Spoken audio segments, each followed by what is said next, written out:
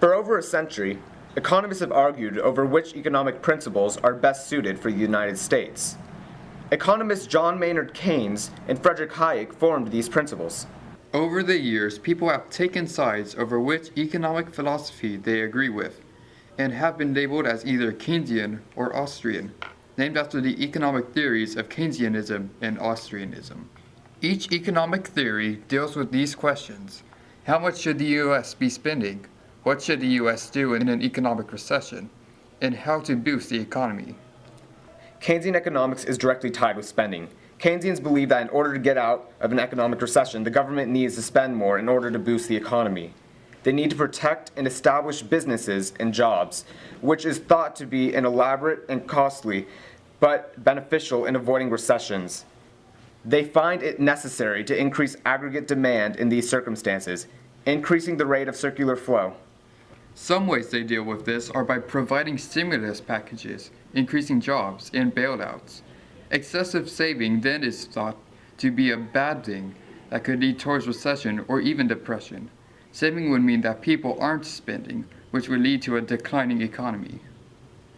Austrian economics goes against the idea of spending and does not feel that it provides a long-term solution, but rather a temporary bubble of growth. While Keynesians try to do anything to avoid a recession, Austrians find recessions inevitable and necessary towards the economy. It is believed that recessions are beneficial by allowing companies to reallocate resources to areas where they are better suited. And by cutting out what is unnecessary, they believe the government needs to stop getting involved with the market and to let prices work naturally. A common argument that is made in response to Keynesian economics is that spending isn't free, and that when the government is spending money on worthless jobs and stimulus packages, they are wasting money. If Keynesians are directly tied with spending, then Austrians are directly tied with saving. Should the government take direct action when dealing with a recession? How should they react? Each economic system focuses on different areas of the business cycle. The business cycle consists of a boom, followed by a bust. Hayek focused on the boom, trying to explain what is wrong with the boom and why it can't last forever. Hayek explained it was from the increase of credit beyond the amount of savings combined with the investments that can't be carried through. This follows his belief that it is necessary to save in order to invest. Keynesians believe that we ought to be focusing on the bust.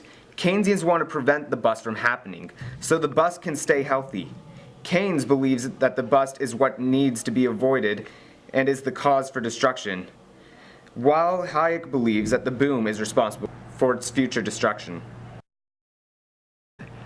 Our second question, is there ever a reason to put more money on credit than you actually have stored in savings? So Peter, there's been something on my mind I've been really wanting to ask you.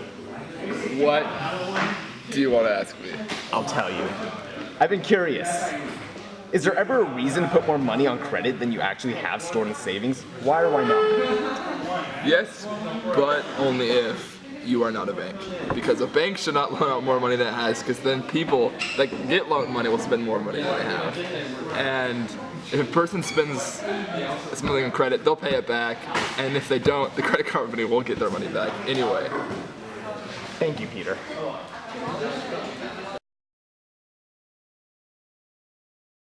One real-life example that is discussed is World War II with FDR and the New Deal. Many Keynesians will look towards this point and view it as a success, showing how increasing spending helped fix the economy. Keynesians agree that the increased government spending and action helped bring the United States out of the Great Depression and provided a positive outcome. Austrians will refute by saying that the economy never grew, but was stagnant and that consumption had shrunk. They argue that we were using scarce resources for the military and that the economy was not prosperous, shown by the use of rations. Keynesians say that the spending on war helped GDP and unemployment was at an all-time low, while Austrians will refute that it is easy to create jobs during war and that most people were working for the army. Austrians will say that the economy was better off after the war and it grew faster. Our third question is, was FDR's policies in the New Deal beneficial for the economy at large, or was it more of a burden? Were there any better ways to deal with the current situation? Austrian and Keynesian economists still dispute which method is best when dealing with the economy. Keynesians tend to say the most popular method among politicians today, and is the most used system of the two today. The debate between the two remains an important discussion to help learn and grow as a nation.